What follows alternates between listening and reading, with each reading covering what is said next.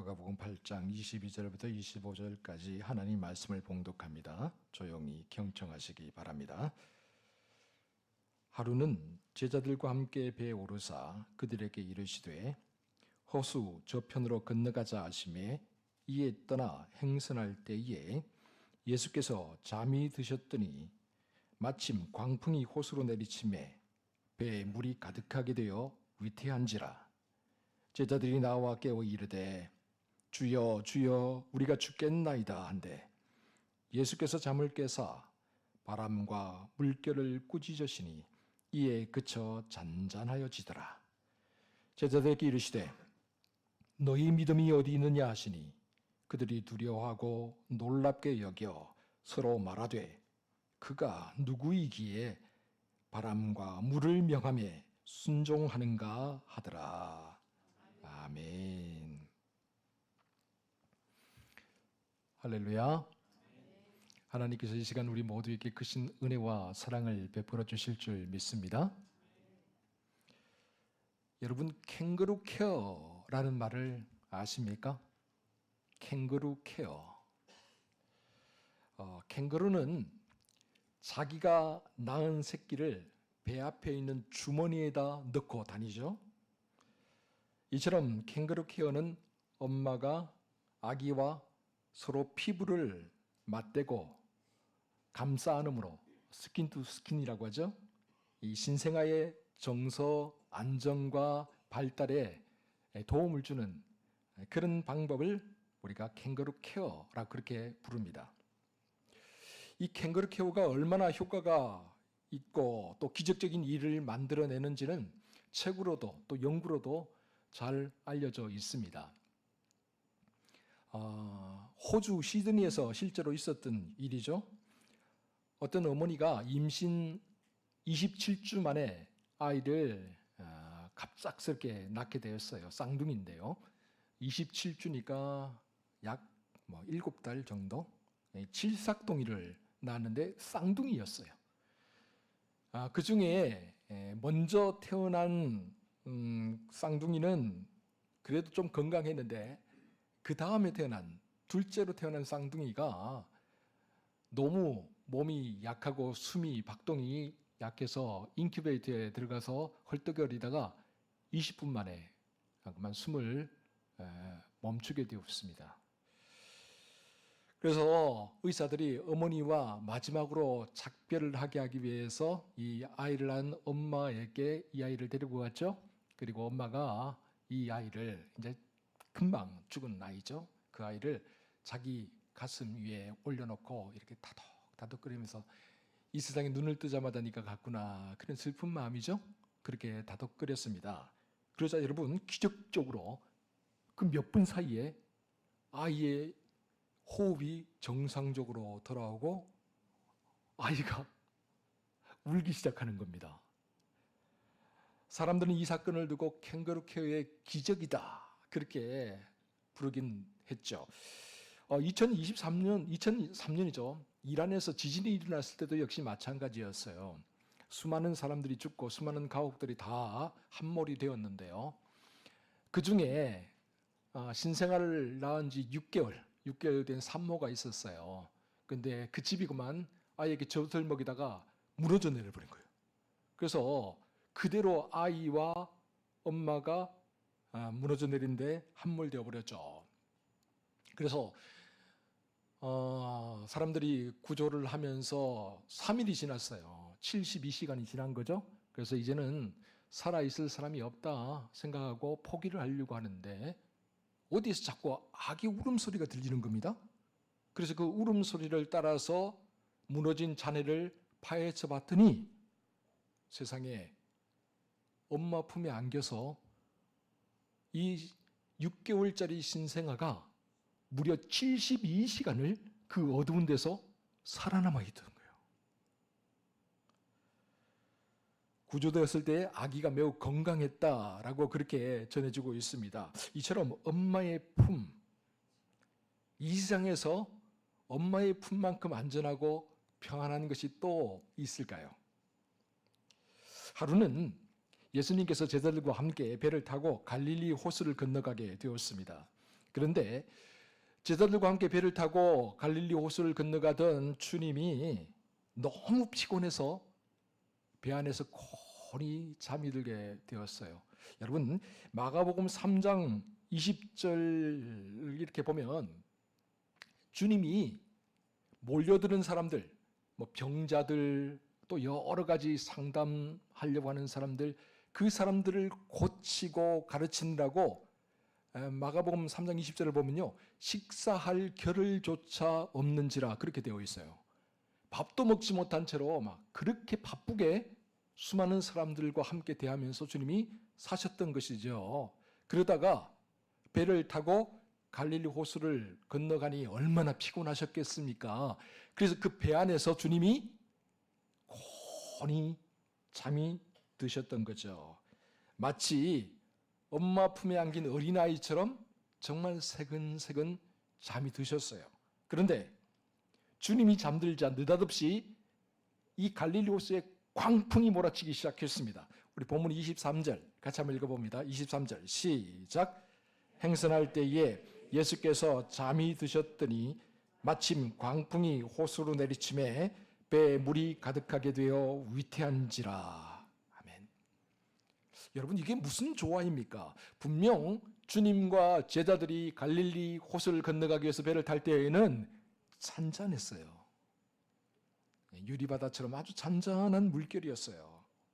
그런데 주님이 곤히 그 배 위에서 잠이 들자 그 고요하고 잠잠하던 물결이 갑자기 미친 광풍으로 변해버린 겁니다. 성경학자들에 의하면 이 갈릴리 호수는 이렇게 변덕이 심하다고 합니다. 잔잔하다고 느닷없이 광풍이 일어나기도 하고, 또 광풍이 일다가도 무슨 일이 일어나지 갑자기 잔잔해지기도 하고, 이게 반복되는 곳이 갈릴리 호수라고 하죠. 그런데 여기는 다 그만한 이유가 있습니다. 북동쪽에 있는 헐몬산, 굉장히 높은 산이죠. 이스라엘의 식수원이라고 합니다. 지금도 이 헐몬산을 놓고 골란 고원을 놓고 시리아와 이스라엘이 그거 서로 양보 안 하겠다고 싸우고 있는 거 아닙니까? 지금도. 그 헐몬산, 거기는 만년설로 덮여 있습니다. 그래서 거기에서는 항상 차가운 바람이 요단강 협곡을 따라서 쫙 내려옵니다. 그리고 또 서남 쪽에서는 지중해의 그 따뜻한 바람, 지중해성 기후라고 보통 이야기하죠. 그 바람이 또 불어옵니다. 그래서 이게 딱 마주치는 곳이 어디냐? 이 갈릴리 호수 근방이에요. 그래서 이 갈릴리 호수에는 느닷없이 광풍이 일어났다가 또 느닷없이 잠잠했던 일이 종종 일어나곤 한다라고 그렇게 이야기를 하죠. 이 갈릴리 호수를 건너가던 중에 제자들과 예수님께서 광풍을 만났습니다. 호수가 흔들립니다. 사람이 흔들립니다. 배가 흔들리죠. 그러자 이 배 안에 물이 가득하게 되어서 위태로운 지경에 이르게 되었습니다. 분명 제자들은 자기들이 할 수 있는 모든 방법과 모든 수단을 다 동원해 보았을 거예요. 특별히 이 제자들 중에는 갈릴리 호수에서 잔뼈가 굵은 어부 출신도 있었잖아요. 그러니 이 광풍을 이겨나갈 방법도 알고 있었을 거예요. 그들은 자기가 가져온 힘과 지혜를 다해서 이 성난 파도와 싸워보려고 했던 것이죠. 그러나 제자들 앞에 불어닥치는 이 광풍은 그 어떤 노력도 무용지물로 만들어 버렸습니다. 제자들의 능력, 제자들의 경험, 제자들의 지혜로 어찌 해볼 수 있는 것이 아니었던 거죠. 사랑하는 성도 여러분, 어떤 의미에서 고난은 예고 없이 찾아오는 불청객과도 같습니다.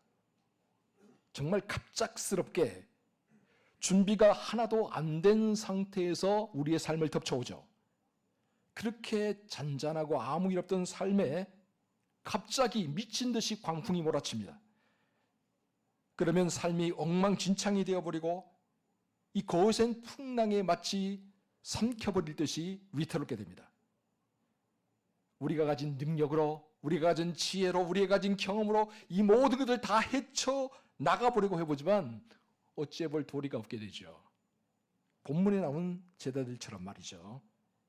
아무리 발부둥을 치고 필사적으로 노를 해도 미친 바다는 잠잠해질 줄 모르고 미친 광풍은 멈출 줄을 몰라요. 아, 이제 정말 죽었구나. 이대로 모든 것이 끝나고 내 삶이 갈릴리 호수 밑바닥으로 가라앉고 마는구나. 이처럼 미친 광풍 앞에서, 사느냐 죽느냐 위기 앞에서 제자들은 죽음의 위협을 느꼈어요. 자기 힘으로는 어찌해 볼 수 있는 불가항력적인 위기를 느낀 거죠. 그런데 이 지점에서, 우리가 이 말씀을 읽으면서 이 지점에서 착각하는 것이 있습니다. 여러분, 고난과 고통이 악하고 못된 사람들에게만 일어날까요? 아니면 착하고 선한 사람들에게도 일어날까요? 우리는 흔히 그렇게 생각을 해요. 고난과 고통은 악하고 못된 사람들에게 일어나야 돼. 그런데 우리 현실은 어떻습니까? 착한 사람도 악한 사람도 고난을 당합니다. 예수를 믿는 사람도 예수를 믿지 않는 사람도 고난을 당합니다. 그래요, 맞습니다. 이 세상을 살아가는 사람들이라면 누구나 언젠가 고난과 고통에 직면하는 순간들이 다가오게 되죠. 우리 모두가 사망의 음침한 골짜기와 같은 곳을 지나가야 할 때가 종종 찾아오는 것입니다. 오늘 본문 또한 이 사실을 우리에게 잘 보여주고 있습니다. 여러분, 갈릴리 호수를 지나가는 이 배 안에는 제자들만 있었던 게 아니잖아요. 예수님도 함께 계셨잖아요. 예수님도 제자들과 함께 동행하고 있었잖아요. 그럼에도 불구하고 제자들은 이 갈릴리 한복판에서 미친 광풍을 만났다는 사실이죠. 심지어 죽을 위기에까지 처하게 되었다는 사실이죠. 예수님이 곁에 없어서 그랬던 게 아닙니다. 예수님이 함께 하지 않았기 때문에 그런 게 아니에요. 이처럼 아무리 신앙 가운데 살려고 노력해도, 아무리 신실한 장로님이라고 해도, 아무리 신실한 권사님이라고 해도, 아무리 신실한 집사님 성도라고 해도 이 세상 그 누구나 고난과 역경의 순간을 피해갈 수는 없다라는 사실입니다. 그렇다면 어떻게 해야 합니까? 중요한 것은 이 고난과 환난을 만났을 때 그것을 대처하는 우리의 마음과 태도입니다. 우리가 이 세상을 살아가는 동안에 고난과 고통을 피할 수 없다고 한다면, 필연적으로 이것들이 찾아온다고 한다면, 우리를 찾아오는 이 고난과 고통에 우리는 어떻게 대처를 해야 할까요? 본문에 나온 제자들은 여러분 어떻게 대처했습니까? 우리 본문 24절 함께 읽어볼까요? 24절입니다. 시작. 제자들이 나와 깨워 이르되 주여 주여 우리가 죽겠나이다 한데 예수께서 잠을 깨사 바람과 물결을 꾸짖으시니 이에 그쳐 잔잔하여 지더라. 여러분, 제자들은 자기들 앞에 닥친 이 미친 광풍을 자기 힘으로 어찌할 수 없다는 사실을 알았어요. 자기의 힘과 자기의 노력으로는 이것들을 이기고 나갈 수 있는 방법이 없다는 사실을 깨달았어요. 그래서 그들은 그들 곁에 계신 예수님께로 눈을 돌렸죠.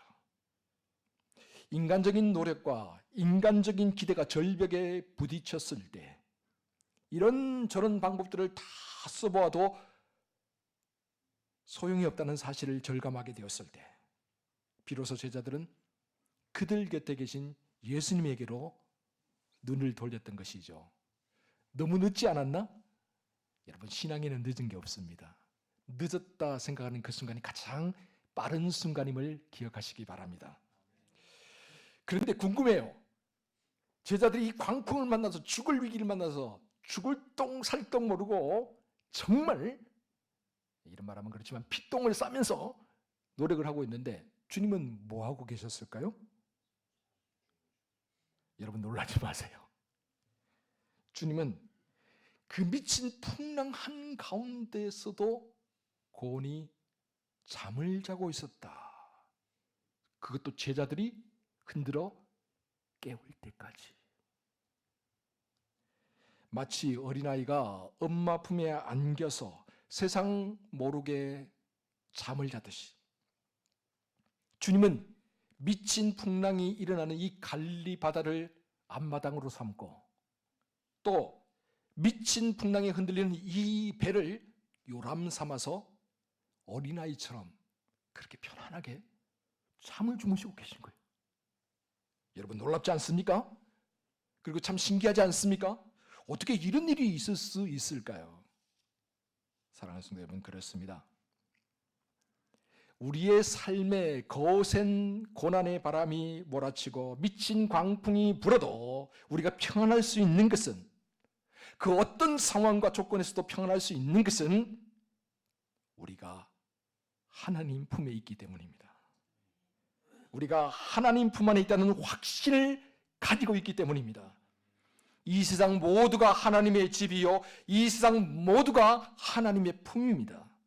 하나님 품 안에 있는 사람들은 그렇기 때문에 다른 걱정을 할 필요가 없는 거죠. 하나님을 향한 절대 믿음만 있다면. 이 사실을 깨달은 다윗이 시편 131편에서 이렇게 노래합니다. 우리 시편 131편 1절과 2절 말씀 함께 읽어보도록 하겠습니다. 시작. 여호와여, 내 마음이 교만하지 아니하고 내 눈이 오만하지 아니하오며 내가 큰 일과 감당하지 못할 놀라운 일을 하려고 힘쓰지 아니하나이다. 실로 내가 내 영혼으로, 여기까지만 읽을까요? 2절도 있는데 오늘은 1절만 읽겠습니다. 2절은 제가 읽어볼게요. 실로 내가 내 영혼으로 고요하고 평온하게 하기를 젖된 아이가 그의 어머니 품에 있음 같게 하였나니 내 영혼이 젖된 아이와 같도다. 엄마 품에 안긴 젖된 아이처럼 고요하고 평안하게 큰 일을 하려고 애쓰지 않아도 됩니다. 놀라운 일을 하려고 애쓰지 않아도 됩니다. 그저 하나님 품 안에 머물러 있으면 됩니다. 그리고 나머지는 하나님께 맡기면 되는 거죠. 그 다음부터는 여러분 하나님이 하실 일입니다. 하나님이 하실 일을 내가 가불해서 염려하고 걱정할 필요가 없는 거예요. 하나님께서 원하시는 것을 하나님의 때에 그리고 하나님의 방법으로 이루어 주실 것을 믿으면 되는 겁니다. 이런 마음을 품을 때 우리 마음에 평안이 임하게 됩니다.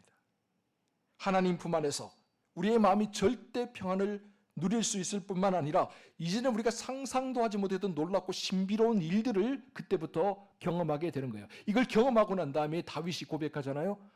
하나님, 내가 하나님 품 안에 있습니다. 내가 놀라운 일을 하죠. 큰 일을 하려고 그렇게 노력하지 않겠습니다. 그저 하나님 품 안에서 하나님의 때를 기다리며 하나님의 방법으로 모든 것이 이루어질 것을 믿으며 살아가겠습니다.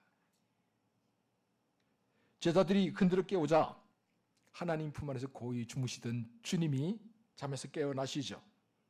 그리고 바다와 물길을 꾸짖으시면서 말씀하시자 놀라운 일이 벌어집니다. 우리 다시 한 번 더 본문 24절 한번 읽어볼까요? 24절 시작. 제자들이 나와 깨워 이르되 주여 주여 우리가 죽겠나이다 한데 예수께서 잠을 깨사 바람과 물길을 꾸짖으시니 이에 그쳐 잔잔하여 지더라. 아멘. 오늘 본문 24절에는 예수님께서 바람과 물결을 꾸짖으셨다 그렇게 되어 있잖아요. 그죠? 근데 동일한 사건을, 동일한 내용을 기록하고 있는 마가복음 4장을 보면, 특별히 4장 39절을 보면 좀 다르게 표현을 하고 있습니다. 한번 볼까요? 제가 한번 읽어보겠습니다. 마가복음 4장 39절. 예수께서 깨어 바람을 꾸짖으시며 바다더러 이르시되 잠잠하라 고요하라 하시니 바람이 그치고 아주 잔잔하여 지더라. 여러분, 주님이 미친 듯이 뛰어놀고 이 바람과 바다를 향해서 말씀하셔요. 잠잠하라 고요하라. 잠잠하라 고요하라. 그러자 놀랍게도 그렇게 미쳐 날뛰던 바람이 순한 양같이 잠잠해집니다. 그렇게 사람을 집어삼킬 것처럼 우는 사자처럼 다가오던 그 파도가 마치 잔잔한 호수처럼 고요해집니다. 마치 주님의 말씀이 떨어지기를 기다렸다는 듯이 주님의 말씀이 떨어지기 무섭게 모든 것이 평안한 일상으로 돌아가게 된 것이죠. 아무 일 없다는 듯이 모든 것이 다 고요하고 평안해졌습니다. 잠잠하라, 고요하라. 그런데 여러분, 이와 동시에 파도와 바다가 잔잔한 것과 동시에 어떤 일이 벌어졌느냐? 제자들의 마음에 있던 불안과 초조, 두려움과 공포가 다 사라집니다. 다 잠잠해져요. 눈에 보이는 미친 광풍이 사라지니까 제자들의 마음에 평안이 찾아오는 거예요. 그런데 또 하나 더 주목해 볼 게 있어요. 그건 뭐냐? 눈에 보이는 광풍이 사라지는 것과 동시에 제자들을 둘러싸고 있던 불안과 초조도 사라졌지만 이번에는 또 다른 두려움과 공포, 또 다른 전율이 제자들을 찾아옵니다. 압도적인 거룩함이 제자들을 덮쳐옵니다. 본문 25절이죠. 우리 25절 말씀 같이 한번 읽어봅니다. 시작. 제자들에게 이르시되 너희 믿음이 어디 있느냐 하시니 그들이 두려워하고 놀랍게 여겨 서로 말하되 그가 누구이기에 바람과 물을 명하며 순종하는가 하더라. 제자들이 말해요. 그가 누구이기에? 그가 도대체 누구이기에? 제자들이 너무 놀랐습니다. 마치 전기에 감전된 것처럼 전율이 그의 머리끝부터 발끝까지 쫙 타고 흘러내렸습니다. 압도된다고 하죠. 정말 주님의 그 거룩하심 앞에, 전능하심 앞에 압도되어 버렸습니다. 여러분, 제자들은 미친 광풍이 일어나는 바다 한가운데서도 잠을 자고 있는 주님을 보면서도 놀랐지만 그것보다 더 크게 놀란 것은 이 미친 바람을, 이 미친 광풍을 말씀 한마디로 잔잔하게, 고요하게 만들었다는 사실에 더욱더 놀라움과 두려움을 금치 못했습니다. 그래서 그들은 서로를 바라보며 말합니다. 주님은 도대체 누구시기에 바람과 바다도 주님의 말씀에 순종하는가? 주님은 도대체 누구시기에? 고요하라, 잠잠하라. 주님은 전능하신 하나님의 아들이십니다. 주님은 창조주 하나님이십니다. 주님은 이 세상 만물을 다스리는 분입니다. 또한 주님은 우리를 구원하기 위해 인간의 몸을 입고 이 땅에 찾아오신 구세주 하나님이십니다. 그랬기에 미친 광풍조차도 주님의 말씀 한마디에 고요하고 잠잠해질 수가 있었던 것입니다. 사랑하는 성도 여러분, 그렇습니다. 주님의 말씀 한마디면 모든 것이 다 정리됩니다. 그렇게 어지럽고 복잡하던 것들도 주님 말씀 한마디면 아주 간단해지고 다 정리됩니다. 얽히고 설킨 문제들도, 숨통을 꽉 조여던 상황들도 주님 말씀 한마디면 시원하게 다 해결됩니다. 도무지 풀릴 것 같아라는 그런 미스테리들, 난감하고 괴로워서 밤잠을 설치게 만드는 일들, 여러분 주님 말씀 한마디면 봄 햇살에 눈 녹듯이 다 사라질 줄 믿습니다. 그러므로 두려워할 것은 없습니다. 우리에게 필요한 것은 믿음입니다. 주님을 향한 절대 믿음. 우리에게 필요한 것은 바로 이 절대 믿음입니다. 사랑하는 성도 여러분, 2025년에도 변함없이 우리의 삶에는 고난과 역경, 고통과 아픔이 찾아올 것입니다. 때때로 우리가 감당하기 벅찰 만큼 거세게, 때때로 우리가 도무지 이해할 수 없을 정도로 너무나 급작스럽게 그렇게 고난과 고통이 우리의 삶을 찾아오고 우리의 삶을 엉망진창으로 만들어버릴 수도 있습니다. 그럴 때 바로 그 순간에 우리에게 필요한 것은 믿음입니다.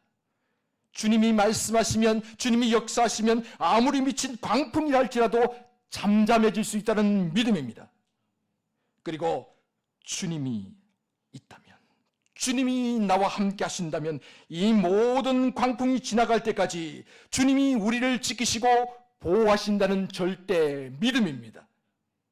이 믿음만 있다면, 흔들리지 않고 견관반석과 같은 이 믿음만 있다면 우리가 이 세상을 넉넉히 이기고도 남습니다. 오늘 이 자리에 모인 우리 모두가 이 절대 믿음으로 세상을 향해 나아갈 수 있기를 주의 이름으로 축원합니다. 기도하겠습니다. 사랑하는 주님, 주님과 동행할 때에도, 주님이 우리 곁에 계실 때에도 고난과 고통은 찾아옵니다. 우리의 힘으로 어찌할 수 없는 인생의 광풍이 우리 삶에 몰아칠 때가 있습니다. 그럴 때 어떻게 해야 합니까?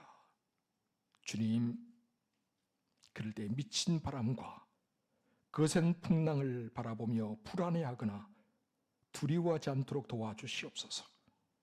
그럴 때일수록 우리의 시선을 돌려 주님을 바라보게 하시고, 주님이 말씀하시면, 주님이 역사하시면 이 모든 것들이 고해지고 잠잠해지는 절대 믿음과 확신을 가지게 하여 주시옵소서. 그래야 이 믿음으로 마침내 우리 모두가 승리하는 삶을 살게 해 주시옵소서. 이 모든 말씀을 우리 구주 예수 그리스도의 이름으로 기도하옵나이다. 아멘.